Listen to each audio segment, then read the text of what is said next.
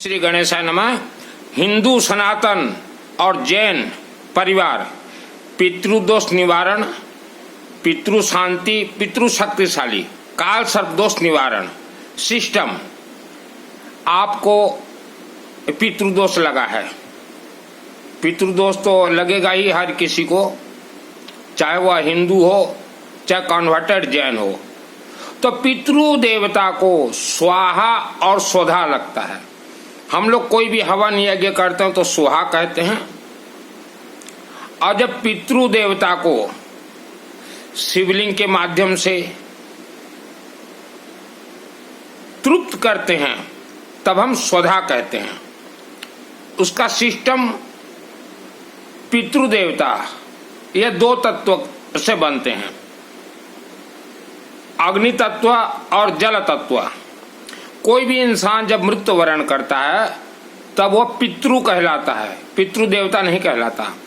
पितृ को आप शक्तिशाली करेंगे तभी वो पितृ देवता बनेंगे, और पितृ को शक्तिशाली करने से स्वाहा और स्वधा ये दोनों लगते हैं।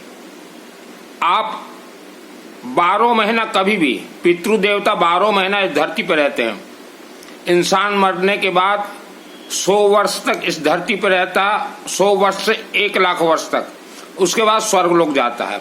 उसके सिस्टम से आप अपने क्षेत्र के किसी भी शिवलिंग, शिव मंदिर, चाहे गर्भगृह हो चाहे वो परिसर हो, मंदिर परिसर, शिव मंदिर परिसर, वहां 16 दिन सरसों तेल का अखंड दीपक जलाएं। 16 दिन कहा है हमने, चाहे सुबह शुरू कीजिए चाहे शाम को शुरू कीजिए। हर रोज सरसों तेल 300 ग्राम लगेंगे, तो 16 दिन के लिए सरसों तेल ले जाए। सरसों तेल के अंदर कर्पूर डाल दीजिएगा, जो पूजन कर्पूर, और वहां जो शिव मंदिर में बैठे हैं पंडित जी उनको दे दीजिएगा। और हल्दी का जो गोटा आता है ना, गोटा हल्दी, अखंड दीपक के नजदीक थोड़ा गोटा हल्दी रख दीजिएगा। और 16 दिन के अंदर एक दिन कभी भी आप शिव मंदिर जाइए, जाते समय अपने साथ काड़ा राशि, कोड़ा राशि, जवधान जो जिसे कहा जाता है थोड़ा लेके जाइए, और अपने हाथ में रखिए काला तिल और जौ को, और थोड़ा जल रख लीजिए, या 2 सामग्री को बाल्टी में डाल दीजिए और जल अपने हाथ में लीजिए, और अपने पूर्वजों का स्मरण कीजिए, नाम वगैरह जो भी, और 3 बार आप बोलिए, 3 बार स्वधा स्वधा स्वधा, और शिवलिंग में आप जल चढ़ा दीजिए। आपके पितृ देवता तृप्त हो जाएंगे। यह वेद शास्त्र सम्मत वाणी है। कहीं भी मंदिरों में हवन होता हो या घर में आप नवरात्रि का अनुष्ठान करवाते हैं, तो पहले जो संकल्प करवाएंगे पंडित जी, वह पहले आपके पितृदेवता का नाम लेंगे, फिर आपके परिवार का नाम लेंगे, और फिर अनुष्ठान शुरू करेंगे। कहीं भी यज्ञ होता हो तो यज्ञ में आप जरूर शामिल हो जाएं। अगर यज्ञ तक जाना संभव नहीं है तो आपको जितने याद है अपने पितृदेवता का नाम, अपना नाम उस यज्ञ में जरूर भेजें। पितृदेवता और 33 कोटि देवी देवता, हमारे कुल देवी देवता, यह सभी अग्निमुखी हैं। आप अग्नि में जो कुछ भी डालोगे, कोई भी सामग्री मंत्र उच्चारण के साथ इन्हें प्राप्त होगा। आपका आत्मा 2 तत्व से है, जल तत्व और अग्नि तत्व। आपके घर, मकान, कारखाना, फैक्ट्री, इसके नीचे 2 महत्वपूर्ण तत्व हैं, जल तत्व और अग्नि तत्व। हमारे 33 कोटि 33 प्रकार देवी देवता जल तत्व और अग्नि तत्व हैं। पितृ देवी देवता जल तत्व और अग्नि तत्व। शिवलिंग में जल डालें और सरसों तेल का अखंड दीपक जलाएं, और यज्ञ में शामिल हो जाएं। आपके आत्मा में जो भी दोष लगा है शिवलिंग और यज्ञ और अखंड ज्योत से ही निवारण होंगे। आप अगर सोचो किसी बनारस के पंडित को खाने के लिए दे दें पितृ देवता को मिलेगा, यह झूठ है। ओरिजिनल जो प्रीमियम क्वालिटी के शास्त्री रहेंगे पितृ देवता के नाम से किसी के घर में भी खाने नहीं जाएंगे।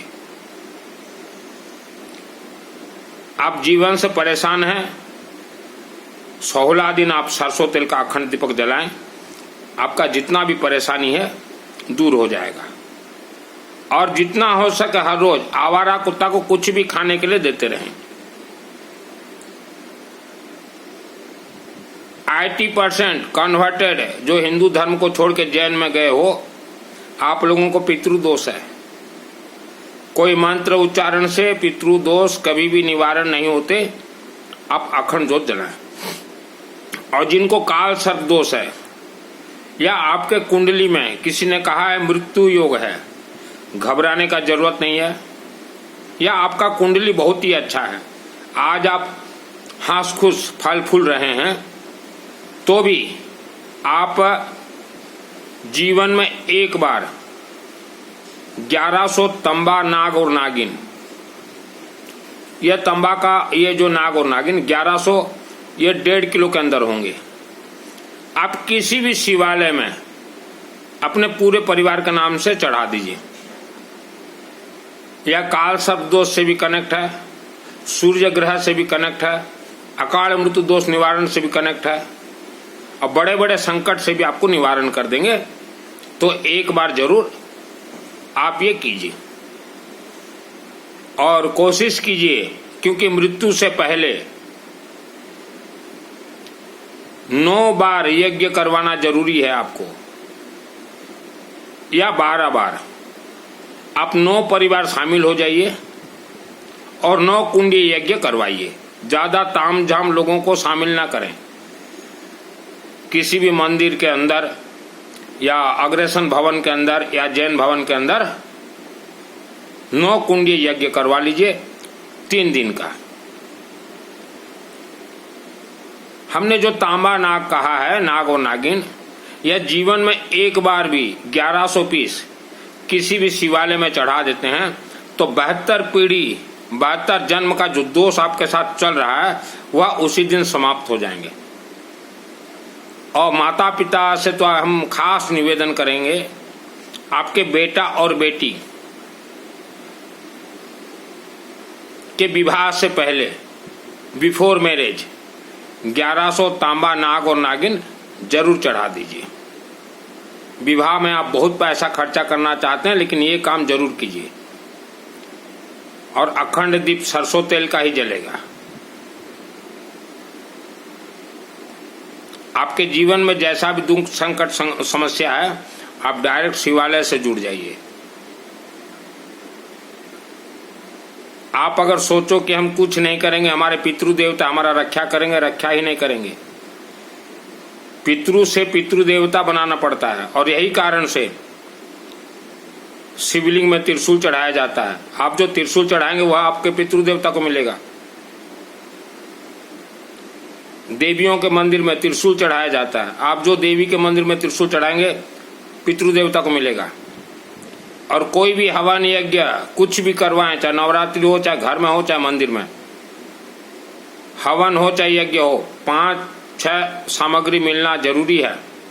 जैसे कि हवन सामग्री में पूजन का कर्पूर, सुगंधित कर्पूर पूरा मिला दीजिए, कर्पूर का सुगंध रहना चाहिए। बेलपत्ता मिला दीजिए, हल्दी का गांठ, जो हल्दी गोटा आता है वो जरूर मिलेगा, और येलो मस्टर्ड, पीली सरसों। जितना आप चावल मिलाएंगे उतना ही पीली सरसों आपको मिलाना पड़ेगा, क्योंकि सभी मंत्र को सिद्ध करेंगे पीली सरसों। पीली सरसों में ही वह शक्ति है, आपके सभी मंत्र को सिद्ध करेंगे। यज्ञ कहीं भी होता हो, पैसा को मत देखिए। 9 कुंडीय यज्ञ वर्ल्ड के अंदर कहीं भी होता हो, 9 परिवार शामिल हो जाइए, जो खर्चा होगा बराबर होगा। आप एक बार किसी भी तीर्थ जाते हैं तो मिनिमम 40-50 हजार रुपये खर्च करते हैं। तो 9 कुंडी यज्ञ 9 हिस्से हो जाएंगे बराबर, 9 परिवार के नाम से ही होते हैं। पहले जमाने में होता था कि पूरे गांव के लिए यज्ञ करवाया जाता था, गांव के लोग शामिल नहीं होते थे और न एक पैसा देते थे। तो अब सिस्टम चेंज हो गया है और हमारे जितने भी देखे पंडित भाई साहब जितने भी हैं, मैं आप लोगों का निंदा नहीं कर रहा हूँ, आप लोगों का बुराई नहीं कर रहा हूँ। हम यज्ञ का प्रचार कर रहे हैं, लोग हर गांव में यज्ञ करेंगे, आपको ही काम मिलेगा। पितृपक्ष में किसी के यहाँ भी ईमानदार पंडित आप भोजन करने न जाएं, शिव मंदिर में ही है पितृदेवता। आप अपने जजमान को बोलिए, वहां अखंड दीपक जलाएंगे, जजमान का मंगल होगा, भला होगा, तभी आपको बंडल बंडल नोट मिलेंगे।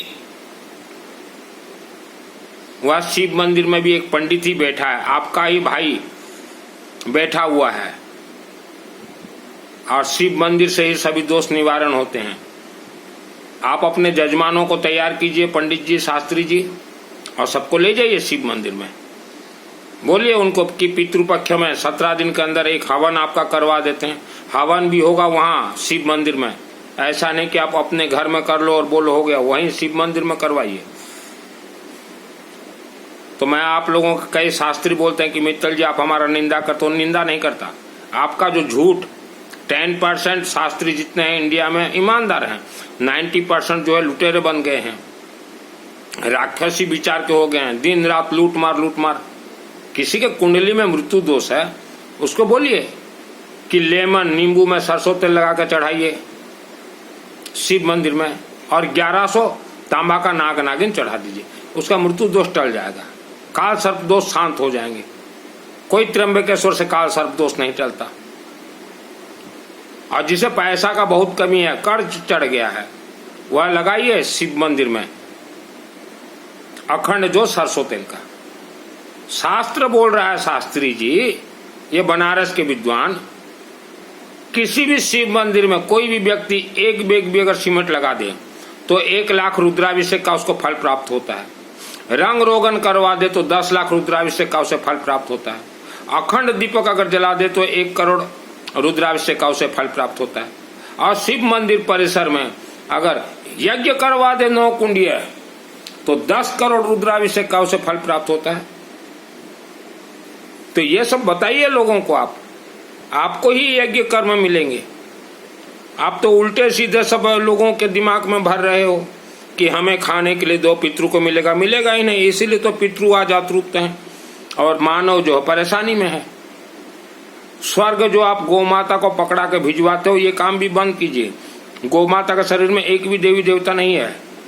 जिस इंसान को अपने आत्मा को स्वर्ग भेजना हो, वह अपने धरती पे वर्ल्ड के किसी भी गांव शहर में उसे यज्ञ करवाना पड़ेगा। चाहे 9 यज्ञ हो, चाहे 12 यज्ञ हो, बिना यज्ञ किसी का आत्मा स्वर्ग लोग नहीं जा सकता।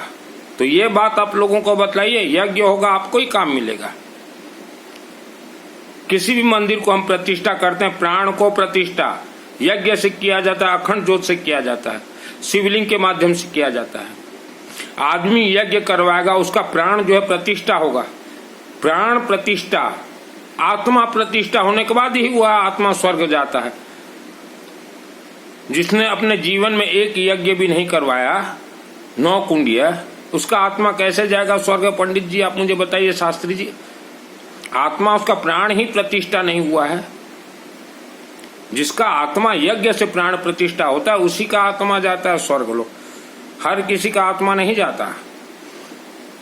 तो जितने शास्त्री हो, ईमानदार शास्त्री, ईमानदार से प्रचार कीजिए। और ये जो व्यासपीठ में बैठे हुए हैं वृंदावन वाले, राम कथा कहते हैं, राम जी तो यज्ञ करवाते थे, आप यज्ञ कथा क्यों नहीं कहते? और श्रीमद् भागवत महापुराण तो स्पष्ट बोल रहा है, लिखा है, खोल के पढ़िए ओरिजिनल श्रीमद् भागवत महापुराण में, कि कलयुग में इस धरती पे जो भी कोई मानव अपने अगुवाई से विष्णु महायज्ञ करवाता है, उसे मैं स्वयं भगवान विष्णु प्रणाम करता हूँ। भागवत में लिखा हुआ है। अब विष्णु महायज्ञ मैंने भी करवाया है, 31 पंडित को बुला के बनारस के सिंगा इन फ्रंट ऑफ मां अंबा देवी मंदिर 2006-07 को मैंने करवाया विष्णु महायज्ञ। और नवरात्रि में जिसको देवी से आशीर्वाद जरूरत हो, पहले एक शिवालय को सिद्ध कर लीजिए, प्रसन्न कर लीजिए, और नवरात्रि 9 दिन के अंदर देवी मंदिर में आप विष्णु सहस्त्र नाम का हवन करवाइए। दुर्गा देवी प्रसन्न हो जाएगी, लक्ष्मी रूपेण संस्थिता। तो यह सब सिस्टम है। पहले किसी शिवलिंग को प्रसन्न कीजिए, उसके बाद देवी प्रसन्न होगी, क्योंकि 33 कोटि देवी देवता शिवालय के अधीन में कंट्रोल है। आप देश जाते हो बाल चढ़ाने, बाल उतरवाने, चाहे आपके देवी के मंड जाते हो, चाहे नौगजा बाबा के मंड जाते हो, जाते तो आप सही जगह पे जाते हो, लेकिन आशीर्वाद आपको कैसे प्राप्त होगा? वही देवी के मंड या नौगजा बाबा के मंड से एक मैसेंजर आएंगे, आप जहां रहते हो, जिस गांव में रहते हो, और वह मैसेंजर शिवलिंग को देके जाएंगे कि ये व्यक्ति गए थे हमारे मंड और ये हमारे शिष्य हैं। तो शिवलिंग को वो रख के जाएंगे आशीर्वाद शिवलिंग के साइड में कि हमारे परिवार के, हमारे शिष्य कोई भी आए शिवलिंग, तो उन्हें आशीर्वाद दे देना। तभी शिव जी उनका भेजा हुआ आशीर्वाद आपको देंगे। सिर्फ जाके दर्शन करके आ जाने से, चाहे नौगजा बाबा हो, चाहे देवी देवता के मंदिर देश में, कुछ नहीं होता। वह डायरेक्ट आपको आशीर्वाद नहीं दे सकते, थ्रो शिवालय। और शिवालय से अगर आपको आशीर्वाद चाहिए, जितने भी नौगजा बाबा के मंड जाते हो, या देवी भनभोरी देवी, कोई भी देवी, आप अपने अपने क्षेत्र में शिवलिंग में मिनिमम शिव मंदिर गर्भगृह में 12 दिन का अखंड ज्योत जलाएं और जल चढ़ाएं, और फिर शिव जी से बोलिए कि हमारे मंड के बाबा कौन सा आशीर्वाद भेजें, हमें दीजिए, हमारे पितृ देवता कौन सा आशीर्वाद, तभी मिलेगा आशीर्वाद। यूं मुफ्त में कोई आशीर्वाद किसी को नहीं मिलता। आपके पूर्वजों का इतिहास देखिए, कहीं न कहीं उन्होंने शिव जी के नाम से जमीन दान दिया होगा। आपके पूर्वजों का इतिहास देखिए, कहीं न कहीं वह शिव मंदिर का निर्माण उन्होंने करवाया है, क्योंकि उन्हें ज्ञान था। आप 4-5 जगह से बचें जो वीडियो देख रहे हैं, अपना जन्म कुंडली किसी को न दिखाएं, पितृ देवता के नाम से घर में किसी को भोजन न करवाएं, स्वर्ग जाने के लिए किसी को भी 1 रुपया का दान मत दीजिए। ये जो बनारस के शास्त्री बोलते हैं कि गौ माता का पूंछ पकड़ो, हमें गोदान दो, पैसा दो, स्वर्ग जाओगे, ये भेज ही नहीं सकते स्वर्ग। इनको पूछिए स्वर्ग में कौन सा कलर का मिट्टी है, बता दें, या इनको बोलिए स्वर्ग जाकर थोड़ा मिट्टी लाके दिखाइए। तो जो बनारस के विद्वान पंडित हो, आप में से 10% ईमानदार हो, ईमानदार पंडित, तो ईमानदार बातें बोलिए लोगों को। आपका दुर्गा सप्तशती चंडी पाठ 700 श्लोक 13 अध्याय 30 संपुट सिद्धकुंज का स्तोत्र मंत्र से, अर्गड़ा स्तोत्र मंत्र से, अमृत संजीवनी मंत्र से, ये मेरा सब सिद्ध किया हुआ है 22-23 वर्ष की उम्र में। चंडी पाठ सिद्धि प्राप्त हूं। आप तो सिर्फ उच्चारण करोगे, मैं तो सिद्धि प्राप्त हूं। और काशी के विद्वान, आप भारतवर्ष घूम घूम के मंदिरों में आपने चंडी पाठ किया है, फिर कनेक्ट क्यों नहीं हुआ देवी के साथ आपका मंत्र का? क्योंकि आपने हवन यज्ञ में पीली सरसों शामिल नहीं किया, बेलपत्ता शामिल नहीं किया, हल्दी का गोटा शामिल नहीं किया, कर्पूर का सुगंध शामिल नहीं किया। नंबर 1। नंबर 2, आपने जितना भी हवन यज्ञ किया, यज्ञात प्राण स्थित मंत्र, मंत्र को अग्नि में डालते प्राण प्राप्त होगा, वह मंत्र जाएगा कहाँ? शिवालय के अंदर प्रवेश करेगा। शिवालय को फिर पूजन करने से वह मंत्र जिसके गोत्र नाम से आपने पूजन करवा, उन्हीं को प्राप्त होगा। ऐसा नहीं कि मंदिर में बैठो 4-5 कमेटी के लफाड़ू अपना अपना गोत्र नाम बोल दो और बोले गांव के लिए मंगल के लिए। हो ही नहीं सकता। गांव के मंगल के लिए अगर कोई अनुष्ठान हो जाए तो ये गोत्र क्यों बनाया गया है? गोत्र तो आज का नहीं है, ये तो लाखों वर्ष पुराना गोत्र है। भगवान राम का भी गोत्र था। तो चंडी पाठ में भी आपका मिस्टेक हो रहा है। मंदिर कमेटी, जिसको चाहिए देवी से आशीर्वाद, वह व्यक्ति 9 दिन के अंदर 5 मिनट भी मंदिर आएंगे और अपना परिवार का गोत्र नाम उच्चारण करके जाएंगे, भले ही उसके बाद न आए। या अगर वह नहीं आ सकते तो कमेटी का कर्तव्य है, ड्यूटी है, उनका गोत्र नाम वगैरह उच्चारण कीजिए और कुछ फीस रखिए। यह सिस्टम होता है गांव के मंगल के लिए। गांव का आपने कभी गोत्र रखा है क्या? गांव का कोई गोत्र होता है क्या? तो उलट पलट तो ये काशी वाले करवा रहे हैं, कमेटी वाले। आप क्यों उलट पलट कर रहे हो? गोत्र नाम से होता है। गांव का अगर हो जाता मंगल उच्चारण से, तो विश्व का एक ही दिन में उच्चारण कर दीजिए, दूसरे वर्ष पूजन जरूरत नहीं है।